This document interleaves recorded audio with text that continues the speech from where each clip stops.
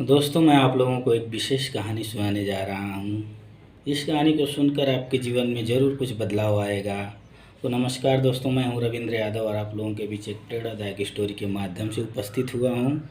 किसी गांव में एक पहाड़ी पे एक व्यक्ति रहता था जो बहुत ही प्रसिद्ध था। उसकी ख्याति दूर दूर तक थी, लोग उसे बहुत जानते थे। उसकी खासियत ये थी कि उसके पास हर समस्याओं का समाधान रहता था। वह हर प्रश्नों का जवाब देता था। कोई भी व्यक्ति उसके पास से खाली हाथ वापस नहीं आता था। जो भी व्यक्ति अपना सवाल लेके जाता था उसका जवाब उसको ज़रूर मिलता था और इस तरह से उसकी ख्याति बहुत दूर दूर तक थी। तो गांव के कुछ लोगों ने ही उस व्यक्ति को असफल बनाने के लिए उसकी परीक्षा लेने की सोची और एक योजना बनाई और उस योजना के तहत एक विचार करने लगे और विचार करते करते उनको 3 ऐसे सवाल मिले जिससे उस व्यक्ति को असफल किया जा सकता था। पहला विचार था कि हम एक पक्षी पकड़ेंगे और अपने पीठ के पीछे ऐसा हाथ करके उनसे पूछेंगे कि हाथ में क्या है।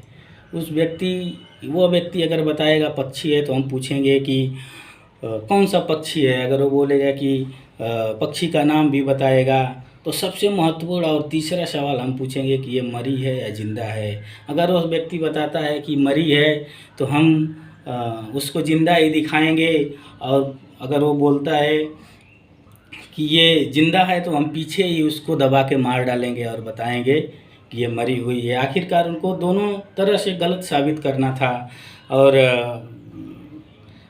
हाँ भी बोलें तो भी गलत, ना भी बोलें तो भी गलत।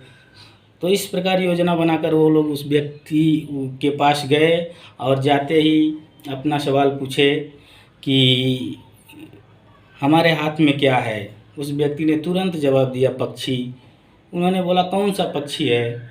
फिर उस व्यक्ति ने कहा, उस पक्षी का नाम बताया जो भी पक्षी वो लोग लिए थे। फिर उसके बाद उन्होंने सबसे महत्वपूर्ण और तीसरा सवाल पूछा कि ये मरा है या ज़िंदा है।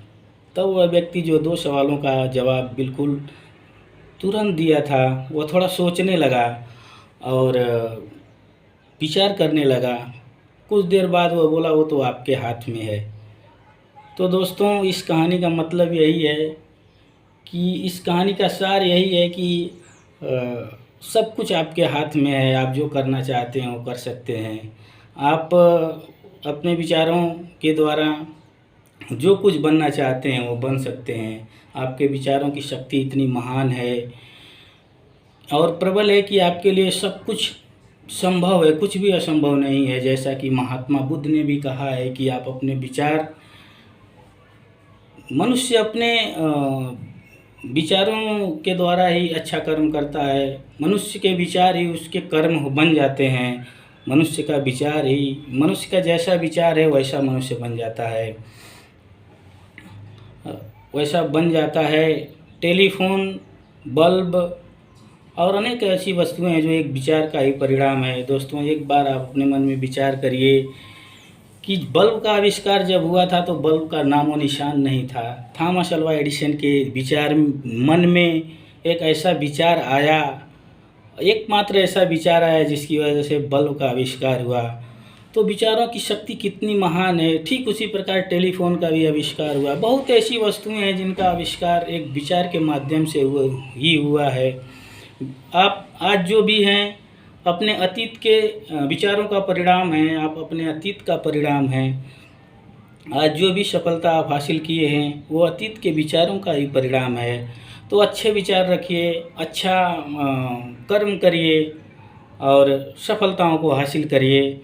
बस यही मेरा उद्देश्य है। आज के लिए बस इतना ही। फिर आएंगे आप लोगों के बीच में एक अच्छी स्टोरी लेकर, एक सफल स्टोरी लेकर। तब तक के लिए धन्यवाद, नमस्कार, शुक्रिया।